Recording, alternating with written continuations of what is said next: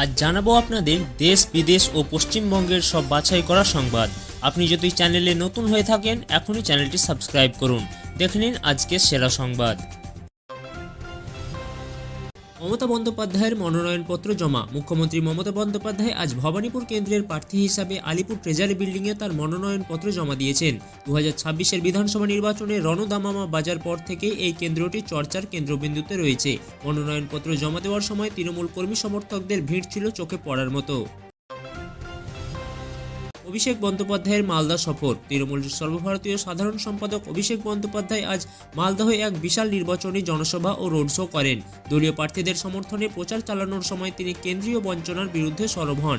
তিনি অভিযোগ করেন, বিজেপি সরকার বাংলার মানুষের টাকা আটকে রাজনৈতিক প্রতিহিংসা চরিতার্থ করছে। নির্বাচন কমিশনে তৃণমূলের নালিশ। রাজ্যের ভোটার তালিকা থেকে বিপুল সংখ্যক বৈধ ভোটারের নাম বাদ পড়ার অভিযোগে নির্বাচন কমিশনে দ্বারস্থ হয়েছে তৃণমূল। আজ দিল্লিতে কমিশনের ফুল বেঞ্চের সঙ্গে তৃণমূলের একটি প্রতিনিধি দল দেখা করে ডেপুটেশন জমা দেন। প্রতিনিধি দলে ছিলেন ডেরেক ওব্রায়েন ও সাগরিকা ঘোষের মতো শীর্ষ নেতারা।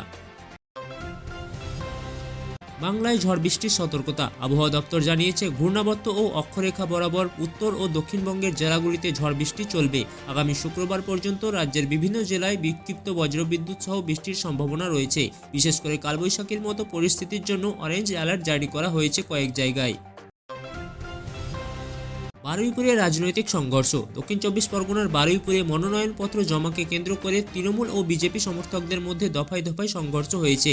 পুলিশ পরিস্থিতি নিয়ন্ত্রণে আনতে লাঠিচার্জ করে এবং একটি টিয়ার গ্যাসের সেল ফাটায়। দুই পক্ষের বেশ কয়েকজন কর্মী আহত হয়ে হাসপাতালে চিকিৎসাধীন রয়েছে। আলিপুরদুয়ারের নাম বদলের দাবি। বিজেপি রাজ্য সভাপতি নিতিন নবীন আজ একটি সভা থেকে বিতর্কিত দাবি তুলেছেন। তিনি জানান, বিজেপি রাজ্যের ক্ষমতায় এলে আলিপুরদুয়ার জেলার নাম পরিবর্তন করা হবে। নতুন কি নাম রাখা হবে তা নিয়ে জল্পনা শুরু হলেও তৃণমূল এই দাবির তীব্র প্রতিরোধ করছেন। তপসিয়ায় যুবক খুনের রহস্য। কলকাতার তপসিয়ায় বর্ধমানের এক যুবককে পিটিয়ে খুনের অভিযোগে চাঞ্চল্য ছড়িয়েছে। পুলিশ জানিয়েছে, মৃত যুবকের শরীরে আঘাতের চিহ্ন পাওয়া গেছে এবং প্রাথমিক তদন্তে এটি হত্যাকাণ্ড বলে মনে করা হচ্ছে। ঘটনার পর থেকে স্থানীয় এলাকা আতঙ্ক বিরাজ করছে। ওড়িশা পুলিশের কলকাতা আগমন। রাহুল নামে এক যুবকের রহস্য মৃত্যুর তদন্তে ওড়িশা পুলিশের একটি বিশেষ দল কলকাতায় পৌঁছেছে। এই তদন্তে কলকাতার এক নামী প্রযোজনা সংস্থার 5 জনকে সমন পাঠানো হয়েছে। অভিযোগ উঠেছে যে ওই প্রযোজনা সংস্থার গাফিলতির কারণেই এই মর্মান্তিক ঘটনা ঘটেছে। রূপা গঙ্গোপাধ্যায়ের আবেগপ্রবণ মন্তব্য। বিজেপি নেত্রী রূপা গঙ্গোপাধ্যায় আজ একটি ঘরোয়া অনুষ্ঠানের মাধ্যমে জানান আবেগপ্রবণ মন্তব্য। রাজনীতিতে মহিলাদের অংশগ্রহণ এবং বর্তমান পরিস্থিতির কথা বলতে গিয়ে তার চোখে জল চলে আসে। তিনি জানান, ব্যক্তিগত বা রাজনৈতিক কারণ যাই হোক, বাংলার বর্তমান অবস্থা তাকে ব্যথিত করে। কলকাতায় পরিবহন ধর্মঘটের হুমকি। বেসরকারি বাস ও অটো চালকরা ভাড়া বৃদ্ধির দাবিতে কলকাতায় বড়সড় আন্দোলনের হুঁশিয়ারি দিয়েছেন। আজ এক সংগঠনে জানিয়েছেন, 10 এপ্রিল থেকে অনির্দিষ্টকালের জন্য ধর্মঘট ডাকা হতে পারে। জ্বালানির দাম বৃদ্ধি ও রক্ষণাবেক্ষণের খরচ বাড়ায় বর্তমান ভাড়ায় চালানো অসম্ভব হয়ে পড়েছে। আরবিআই এর রেপো রেট ঘোষণা। রিজার্ভ ব্যাঙ্ক অফ ইন্ডিয়া মুদ্রানীতি কমিটির বৈঠকে আজ রেপো রেট অপরিবর্তিত রাখার সিদ্ধান্ত নেওয়া হয়েছে।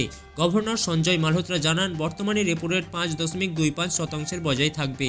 ফলে গৃহঋণ বা গাড়ি ঋণ ইএমআই আপাতত বাড়ছে না। মুদ্রাস্ফীতি নিয়ন্ত্রণে রাখতেই এই স্থিতাবস্থা বজায় রাখা হয়েছে। প্রধানমন্ত্রী নরেন্দ্র মোদী মৎস্য উৎপাদন নিয়ে মন্তব্য করেন। প্রধানমন্ত্রী নরেন্দ্র মোদী আজ এক ভার্চুয়াল সভায় ভারতের মৎস্য চাষীদের জন্য নতুন প্রকল্পের কথা বলেন।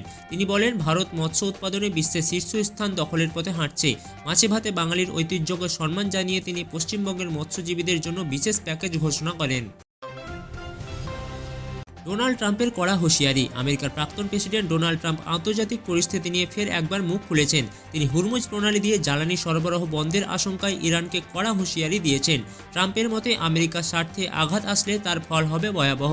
তার এই মন্তব্যের পর বিশ্ববাজারে অপরিশোধিত তেলের দাম ফের অস্থির অবস্থার সম্ভাবনা দেখা দিয়েছে। আইপিএল 2026 বৈভবের মেগা বদল।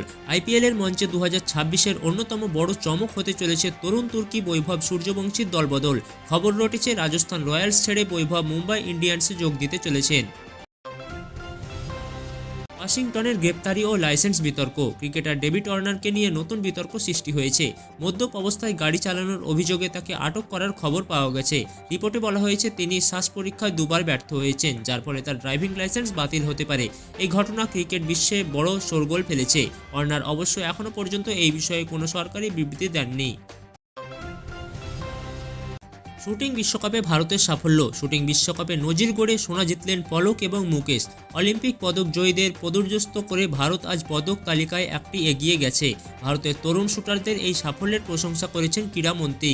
বিশেষ করে 10 মিটার এয়ার পিস্তল বিভাগে পলকের নিখুঁত নিশানায় আপ্লুত গোটা দেশ। পোষ্যদের খাদ্য নিরাপত্তা সতর্কতা। বিশেষজ্ঞরা আজ এক প্রতিবেদনে জানিয়েছেন মানুষের অনেক পছন্দের খাবার পোষ্য কুকুরের জন্য বিষাক্ত হতে পারে। বিশেষ করে চকলেট, পেঁয়াজ বা রসুনযুক্ত খাবার পোষ্যদের না দেওয়ার পরামর্শ দেওয়া হয়েছে। পোষ্য মালিকদের খাদ্যাভ্যাস নিয়ে সচেতন করতে এক বিশেষ প্রচার শুরু হয়েছে। ইরান আমেরিকা যুদ্ধবিরতি জল্পনা। পশ্চিম এশিয়ার চরম উত্তেজনার মাঝে 2 সপ্তাহের জন্য অস্থায়ী যুদ্ধবিরতির খবর পাওয়া যাচ্ছে। আমেরিকা ও ইরান কূটনৈতিক স্তরে আলোচনার মাধ্যমে সংঘর্ষ থামানোর চেষ্টা করছে বলে গুঞ্জন। তবে কুয়েত ও সংযুক্ত আরব আমিরশাহিতে তেলের গুদামে হামলার ঘটনার পরিস্থিতি ফের জটিল করে তুলেছে। আপনারা শুনলেন লাইভ বাংলা ইউটিউব চ্যানেল। এখনই সাবস্ক্রাইব করুন সারাদিনের গুরুত্বপূর্ণ খবর পেতে।